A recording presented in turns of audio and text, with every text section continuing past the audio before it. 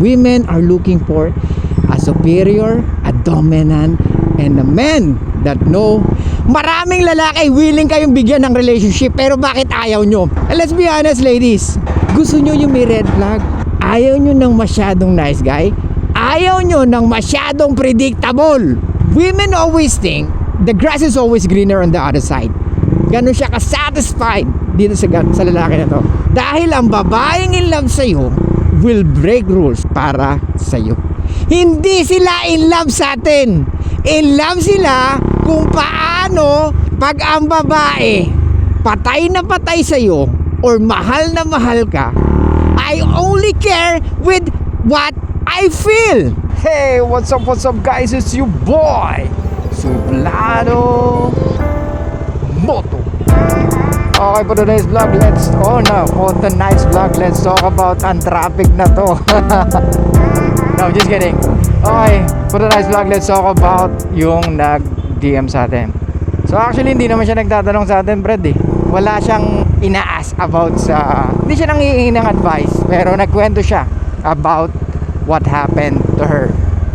Pero pag-usapan muna natin yung mga past vlog natin. Ewan ko naalala nyo pa yung sinabi ko kung bakit why women are still single, or they stay single because of two reasons. Number one, because of their pride. Ayaw nilang ibaba yung pride nila.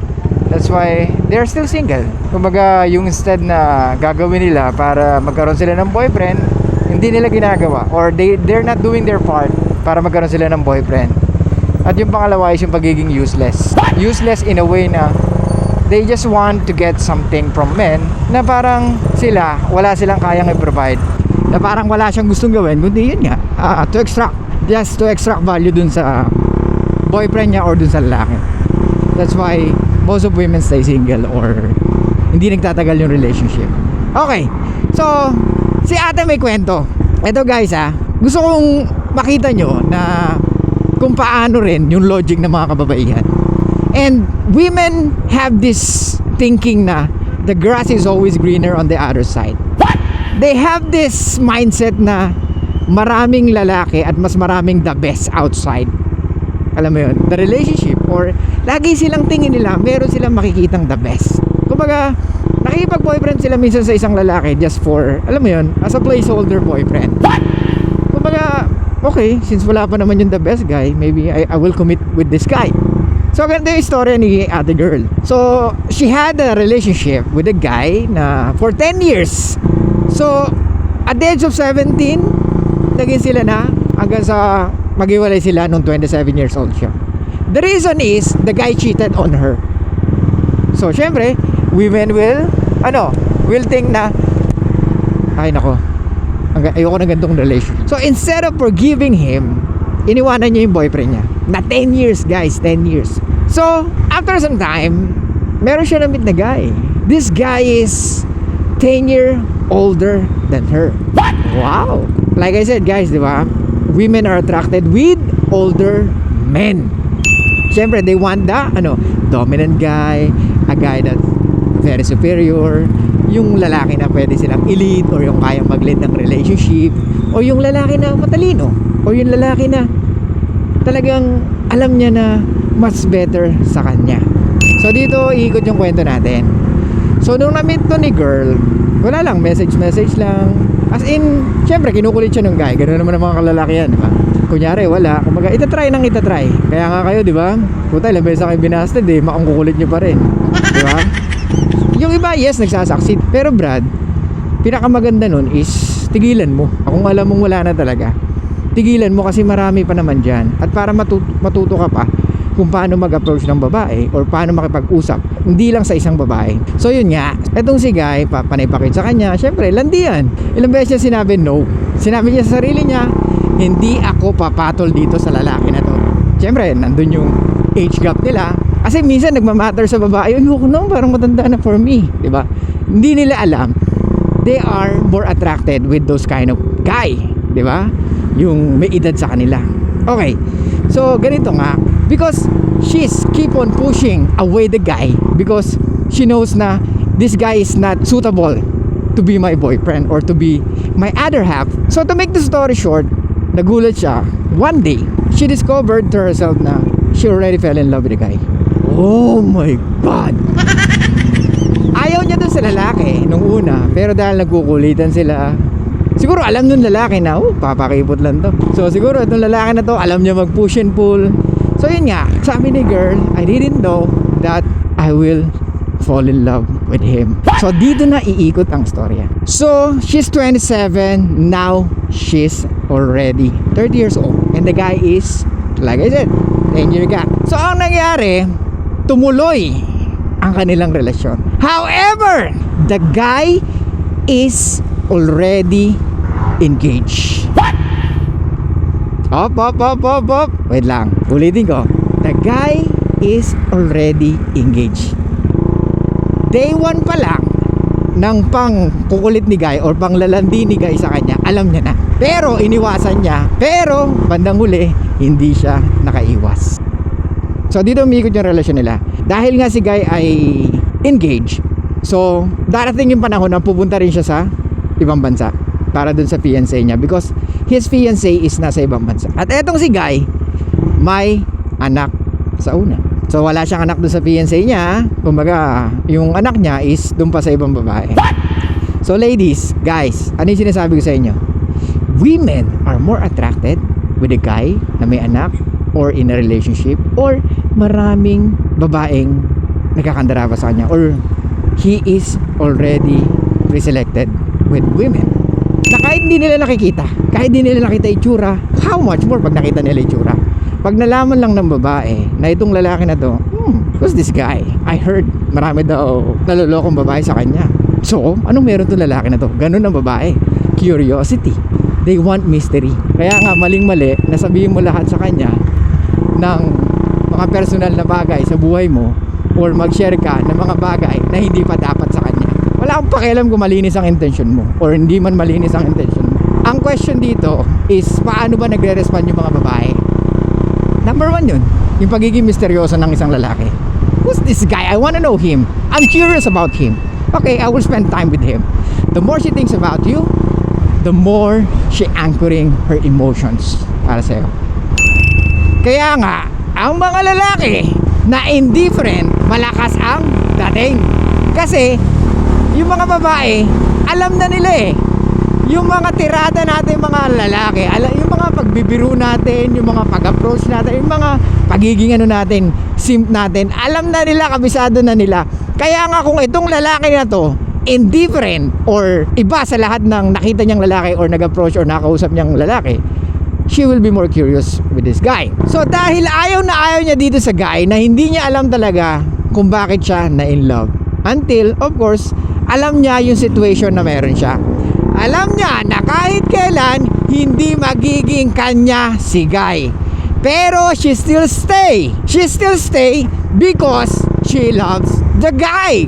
The way she talks about him, mapipil mo na talagang she's really in love with the guy. Since nagsishare siya, so tinanong ko, gaano ka kasaya? Sabi niya nga, kung i-rate mo daw yung happiness niya or yung napipil niya doon sa guy, 10 by 10. Even in bed. Guys, pag ang babae patay na patay sa'yo, or mahal na mahal ka, or malalim ang nararamdaman sa'yo, or mataas ang pagtingin sa'yo, regardless kung anong itsura mo, iba ang dating niya sa'yo. Sa bawat bayo. Joke lang. Wag yun. I mean to say is, iba ang babae pag na-in love ng gusto sa lalaki. Wala siyang pakialam. I don't care what other people say about me. I only care with what I feel. Ano sinasabi ko sa inyo, guys? Women are only loyal to their feelings. Hindi sila in love sa atin. In love sila kung paano natin ipa-feel sa kanila.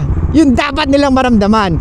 They are in love on how we make them feel. Okay? Ulitin ko, Brad.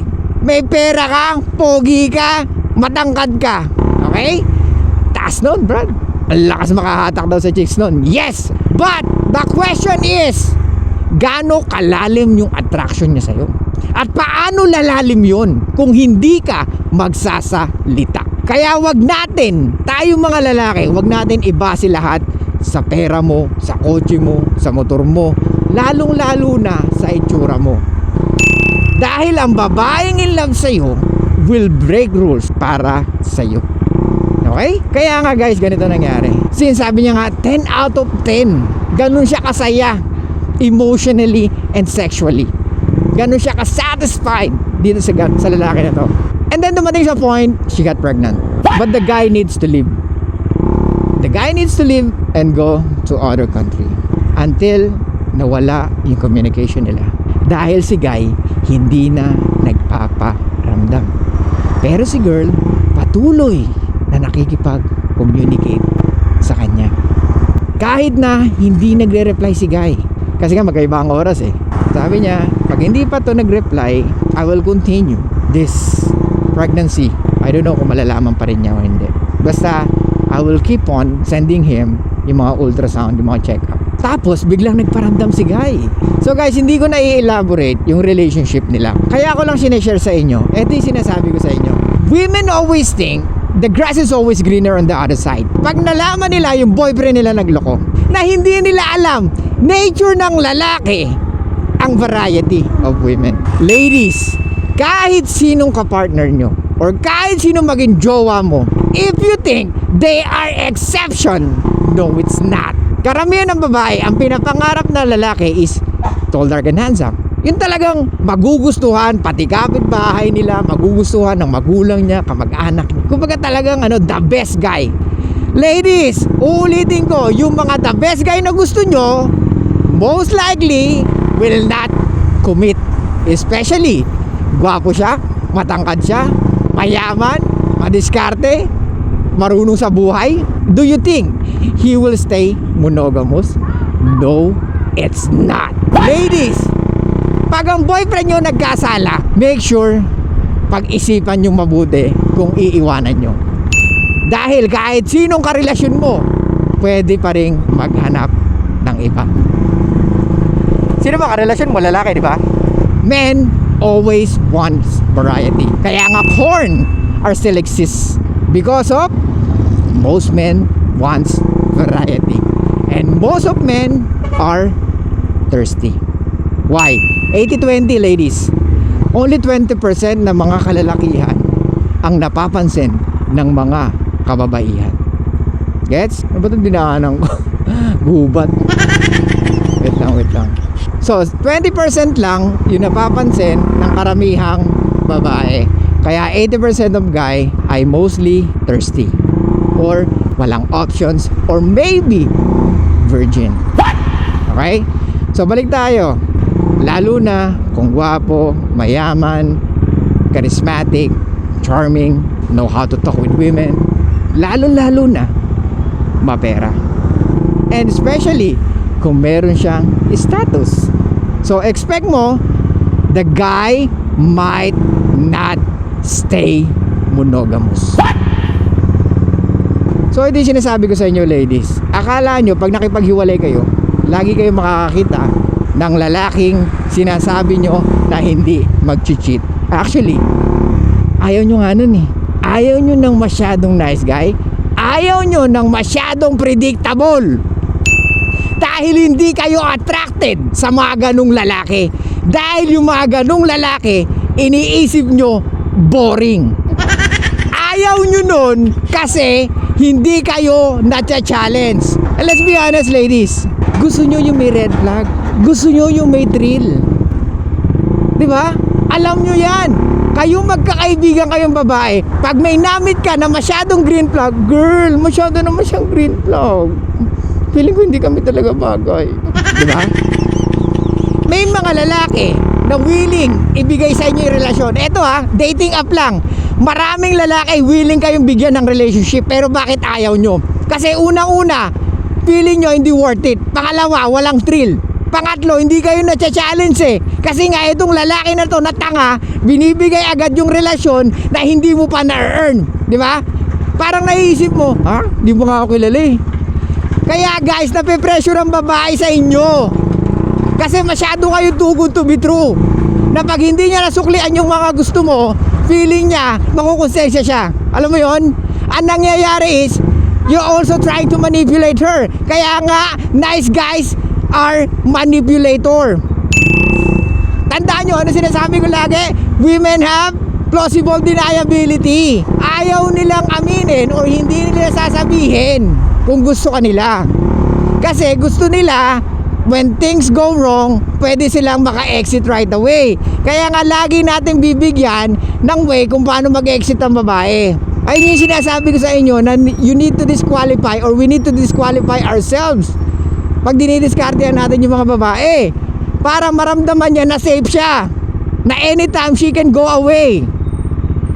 At anong reflection nun sa'yo, you are more confident at dun siya natitrilled at dun siya mas parang ang gara naman itong lalaki na to, parang okay lang kahit mawala ako. So anong gagawin niya? She will do the hard work para patunayan niya na she's the one you're looking for. She will earn the relationship na ayaw mong ibigay or never mong binigay kahit kanino. Gets? So ladies, ulitin ko, kung ayaw nyo na mapunta sa lalaki na, ito yung sinasabi ko, women's logic, iniwanan mo yung boyfriend mo na nagloko pero pumatol ka sa lalaking engaged or may girlfriend. So what's the point, di ba? Well, depende pa rin naman yan sa lalaki. Kung magaling talaga siyang, alam mo na, di ba? Magaling siyang makipag-usap, yung alam mo na kung paano siya makipag-usap sa babae, kung paano niya i-penetrate yung brain ng babae. Kasi women are dictate by their emotions. Kaya nga guys, if you don't know how to talk with women, tapos puro kayo ngaunga, puro kayo reklamo, puro kayo complain, walang mangyayari sa inyo. Kaya nga, much better na gawin nyo is, simula ngayon, dahil narinig nyo na to, at saka actually, ilang beses ko na sinabi yan, you need to do something about it in order for you to improve. Kailangan may gawin ka kung gusto mo mag-improve yung game mo. Diba? Tsaka wag ka lang mag-focus sa game mo. Mag-focus ka sa pera at mag-focus ka sa katawan mo. Okay? Because that's a sign na you have a discipline and you know how to lead yourself. Because women are looking for a superior, a dominant, and a man that know how to lead a woman. So yun lang guys, thank you so much. I'll see you guys next time. Sana may natutunan kayo. And bye-bye. Good night!